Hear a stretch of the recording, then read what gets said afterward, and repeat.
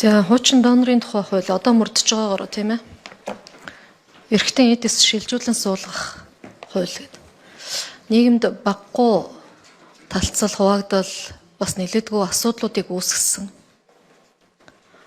Хууль эрх зүйн орчны өөрчлөлтүүд бас орж ирж байна. Тэгэхээр бид энэ дээр нэлээд тийм анхааралтай их хянамгай хүний эрхийн талаас нь учирч болох эрсдлүүдийн талаас нь харж энэ хуулийг хийх ёстой гэж бодож байгаа. Их эмзэг ийм асуудлыг зохицуулж байгаа хуулийн төсөл орж ирж байгаа. Тэгээ надад хуулийн төслийн 8.2 дахь заалт буюу хүүхдээс ясны хэм захын цус авахтай холбоотой асуудал дээр тодруулах зүйл байна. За нэгдүгээр насны хувьд энэ өнөөдөр байгаа донорын хуулийн дээр яг 14 хүртэл эцэг их асран хамгаалагчийн зөвшөөрлөөр 14-өөс дээш бол өөрөөс нь асуух гэдэг зүйл нэмэгдэж байгаа юм байна. Тэгээ яг өнөөдрийн байдлаар 14 хүртэл насны өөрөө шийдвэр гаргах, өөрөө зөвшөөрөл өгөх эрх мэдэлгүй эцэг их асран хамгаалагчийн зөвшөөрлөөр яг энэ ясны хэм чөмөг авахулж байгаа, эс авахулж байгаа хичнээн хүүхэд байна вэ жилд. Хичнээн хүүхэд гарсан байна. За энэ хуулийн төслийн нэр томьёоны тодорхойлолтын дээр хүүийн цус гэж байна. Харин энэ хуулийн төслийн 8.2 дээр захын цус гэж байна. Энэ хоёр ялгаатай ойлголт уу, ижил ойлголт уу? Би бас эрүүл мэндийн салбарын хүн биш учраас мэдэхгүй байна. Захын цус гэдэг нэг ойлголт орч ирээд нэр томьёоны тодорхойлолтын дээр энэ ойлголт нь байхгүй байна. Энэ ямар учиртай юм бол?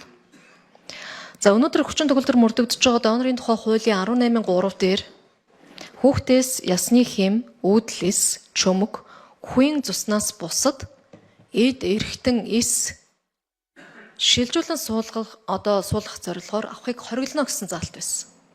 Гэтэл энэ хуулийн шинжилсэн найруулга шинэ орж ирж байгаа энэ төсөл дээр энэ хориглосон заалт байхгүй харагддаг юм. Эсвэл би дутуу хараад байна уу? Дондогмон даргын хуулийн дүгнэлтэн дээр яг гарч ирсэн шүү дээ. Зөвхөн энэ дурдсан хоёр тохиолдолд зөвшөөрөл авах юм шиг бусанд нь авахгүй юм шиг гэж.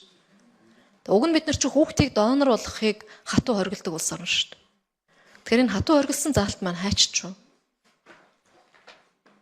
За энэ дээр тодорхой хариулт өгөөч. За мөн эрүүл мэндийн хуулинд бас 18.3-ыг хэллээ та. Тэгэхээр бид хүүн цус, захын цус гэдэг зүйлүүдийг эрэгтийн шилжин суулгах зүйлд бол ашиглаж болно л гэж хэлж байгаа. Бусдыг нь бол хүүхдээс ерөөсөө юм авч болохгүй л гэсэн үг шүү дээ. Тэгэхээр энэ чинь хүүхдийн эрхийг хамгаалж байгаа маш чухал заалт. Бид энийг ерөөсөө зөрчөөгүй шүү. Энэ дээр манай төслийн багийнх нь бас өөрснөө тайлбарлаж хэлж өгөөрэй. Хүүн цус гэдэг маань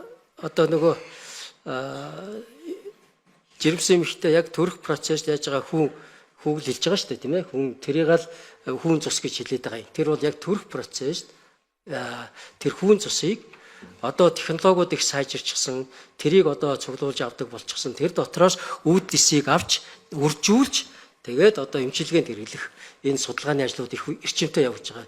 Тэр үтгээд бүр хор тавдрын эмчилгээний судалгаанууд нь нэлээд эрчимтэй энэ чиглэлд бас явж тухайн яг өвчтөнд чиглэсэн өөрийн тархлагын сайжруулж хавдрын эсийг үйлчлэх эмчилгээний судалгаа энэ гэсэн олон ажлууд хийгдэж байгаамаа. Тэгэхээр энэ дээр ерөөсө хүүхдийн эрхийг зөрчих ямар нэгэн ширхэгч заалт байхгүй гэдэг хариуцлагатай хэлье.